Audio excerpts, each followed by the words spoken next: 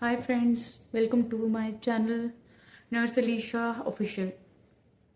कोई भी सब्सक्राइब नहीं कर रहा और वीडियोस की डिमांड करते रहते हैं। This is not good. Please guys do subscribe my channel. That's why it will give me the courage or motivation to make more videos about KSA life, and also the vacancies and opportunities are coming over. So let's start करते हैं। बहुत सारी चीज़ों के बारे में पूछ रहे थे लोग पिछली वीडियोस में, तो ये वीडियो है रिलेटेड सैलरी पैकेजेस से। तो हमारी वीडियो का do subscribe my channel please, then I will be able to make more videos. And स्वागत है मेरे चैनल पर। मेरा नाम है नर्स अलीशा और आज मैं आई हूँ आपकी हेल्प करने के लिए रिलेटेड टू सैलरीज। तो सैलरीज क्या क्या होती हैं लैब टेक्नीशियंस के लिए और नर्सेस के लिए और BMLT DMLTs के लिए और रेडियोलॉजिस्ट के लिए क्या सैलरीज होती हैं, इन सब से रिलेटेड हम बात करेंगे। इवन ड्राइवर्स से रिलेटेड भी, बिकॉज क्लिनिक्स और हॉस्पिटल्स में भी ड्राइवर्स होते हैं और हॉस्पिटल्स में तो एम्बुलेंस वगैरह के लिए भी होते हैं। तो ये सब चीज़ों के बारे में बात करेंगे। तो जल्दी जल्दी मैं बता देती हूँ। तो जो लैब टेक्नीशियंस होते हैं उनकी सैलरी होती है स्टार्टिंग 2500 से स्टार्ट होती है। जिनके starting starting of a career, जिनका 2 साल का एक्सपीरियंस है इंडिया में और वो आ रहे हैं, तो वो they will get 2500 riyals over here, मतलब 55,000 रुपये इंडिया के। उसके साथ आपको क्या क्या मिलेगा? जो लैब टेक्नीशियंस है उनको मिलेगी अकोमोडेशन, फूड अलाउंस। वो फूड अलाउंस आपका सैलरी में ही इंक्लूडेड होगा। और क्या मिलेगा? कम्युनिकेशन, आपको आने जाने का खर्चा मिलेगा या फिर आपको आने जाने के लिए बस या जो भी व्हीकल मिलेगा। तो ये होती है लैब टेक्नीशियंस की सैलरी। दूसरा होता है रेडियोलॉजिस्ट। रेडियोलॉजिस्ट की सैलरी भी स्टार्टिंग सैलरी 2500 होती है। अकॉर्डिंग टू योर एक्सपीरियंस सबकी ही सैलरी ऐड होती रहती है, तो अप टू 4500 5500 इतना भी सैलरी हो सकती है। प्लस 1 लाख होते हैं सैलरी लोगों की, यहाँ पर मैंने देखा है। और जैसा आपकी कंपनी के लॉज होंगे इंक्रीमेंट्स के, उसके अकॉर्डिंग ही आपकी सैलरी होगी। तो हमारा हो गया लैब टेक्नीशियन, रेडियोलॉजिस्ट। इसके बाद आता है हमारा other careers like other branches, जिनके बारे में है फिजियोथेरेपिस्ट और different technicians we have. Emergency technicians, उनकी भी सैलरी ऐसे ही स्टार्ट होती है 2800 3500। और फिजियोथेरेपिस्ट की थोड़ी सी ज़्यादा हो सकती है बिकॉज उनका इंटरेक्शन पेशेंट से ज़्यादा रहता है। इवन डाइटिशियंस की भी ऐसे होती है 3500 रियाल 4000 रियाल। और फिजियोथेरेपिस्ट की भी इतनी होती है 3500 रियाल 4000 रियाल 500 रियाल ऐसे होती है 4500 रियाल। तो ये हो गई इन लोगों की अदर हेल्थ केयर वर्कर्स की।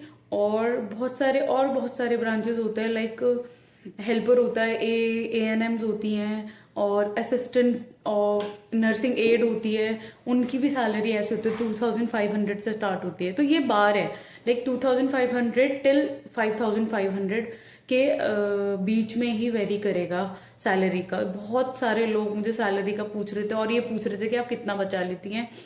तो बचाने का तो देखिए आपके ऊपर भी डिपेंड करता है कि आप कितना खर्चा कर रहे हैं, आप अपने खर्चे को एनालाइज करके कर रहे हैं या नहीं है, या ऐसे ही खर्चा कर रहे हैं। क्योंकि बहुत सारी चीजें, तो प्लस पॉइंट ये है कि आपको अकोमोडेशन मिलेगा। Each and every health care worker is getting accommodation and food allowance and also the communication. Communication means आने जाने का जो भी ट्रैवल मिलता है आपको, उसका खर्चा तो नहीं मिलता लेकिन आपको गाड़ी मिलती है आने जाने के लिए। तो ये बच गया। तो आपका मेरा जो एक्सपेंस आता है मंथली वो आता है 500 रियाल टू 600 रियाल। अगर मैं बाहर घूमने जाती हूँ तो वो फिर मेरा एड ऑन हो जाते हैं, वो मेरा अपना खर्चा है। तो मैक्सिमम मेरी सैलरी बच जाती है क्योंकि यहाँ पे टैक्स नहीं है सैलरी पर। जितने भी मेडिकोज हैं, जितने भी हेल्थ केयर वर्कर्स हैं, जितने भी पैरामेडिकल वर्कर्स हैं, उन लोगों की सैलरी में उनका फूड अलाउंस होता है, अकोमोडेशन एंड कम्युनिकेशन होता ही है। तो इन लोगों का पैसा बचता है और उनकी जो सैलरी होती है वो टैक्स फ्री होती है। अदर देन किसी और फील्ड में जैसे सैलरी होगी तो उसमें 10% का यहाँ पर वेट लगता है सैलरी पे। और जो ड्राइवर्स के बारे में बात कर रही थी मैं, मैक्सिमम ड्राइवर्स के बारे में भी क्वेरी आती है, तो ड्राइवर्स की सैलरी 2,000 रियाल से 3,000 रियाल तक होती है। उसमें उसको भी फूड अलाउंस और एकोमोडेशन का खर्चा मिलता है। नहीं मिलता तो फिर वो यहाँ पर शेयरिंग में रहते हैं बेड स्पेस लेके। तो ये डिपेंड करता है कंपनी टू कंपनी कि वो किस बार पे कैसे सैलरी दे रही है और उनके कैसे कैसे इंक्रीमेंट्स हैं। लाइक अगर 2 साल से ज्यादा का एक्सपीरियंस है आपको तो उसके अकॉर्डिंग ही आपको सैलरी मिलेगी। तो बेटर है कि आप अपना मिनिमम एक्सपीरियंस जितना भी रिक्वायर्ड है, like 2 years for diplomas and 1 year for BSCs। Bachelors जिसके पास है उसका 1 year का एक्सपीरियंस चलेगा, और जिसके पास डिग्री है, जिसके पास डिप्लोमा है, उसका 2 years का एक्सपीरियंस होना चाहिए। बिकॉज आपका डॉक्यूमेंटेशन करना है, तो डॉक्यूमेंटेशन प्रोसेस होगा, उसके बाद ही ये चीजें होंगी। जिन लोगों के पासपोर्ट भी नहीं है ना, वो भी क्वेरी करने आ जाते हैं। कोशिश तो करो पहले पासपोर्ट बनवा लो ब्रदर, तभी तो आगे चीजें डील कर पाओगे। पहले पासपोर्ट बनवाओ, वैलिड पासपोर्ट होना चाहिए आपके पास। वो ही इनिशियल रिक्वायरमेंट है बाहर आने के लिए इंडिया से। पासपोर्ट चाहिए, आपके डॉक्यूमेंटेशन पूरे होने चाहिए, और आपका एक्सपीरियंस पक्का होना चाहिए कि आपका एक्सपीरियंस जो दे रहा है एम्प्लॉयर इंडिया का, वो आपका एक्सपीरियंस को वेरीफाई करे। तो ये सब चीजें आपको वहीं से पता होनी चाहिए, नहीं तो आपको एंजाइटी होने लगेगी कि यार मैंने पैसे भी खर्च कर दिए, डेटा फ्लो भी करा लिया और ये सब भी नहीं हो पा रहा है। तो कोशिश करें यार ये तो सॉर्ट आउट करके फिर आप मुझे या किसी को भी कांटेक्ट करें। हर एक सवाल को रॉ उठा के लेके आ जाते हो, जरा भी वो नहीं करते आप लोग, फिल्टर नहीं करते चीजों को। थोड़ा तो खुद भी रिसर्च करोगे ना आप लोग। मैं यहाँ पर हूँ आपके हेल्प के लिए, लेकिन बहुत छोटे छोटे सवाल मत करें। कोशिश करें कि उनकी चीजों के सेंस बने, और सब्सक्राइब करें और शेयर करें, क्योंकि वीडियोस बनाने का कोई फायदा नहीं है अगर लोगों को इन्फॉर्मेशन ही नहीं मिल रही या लोगों को पता ही नहीं चल रहा, लोग अपडेट ही नहीं हो पा रहे।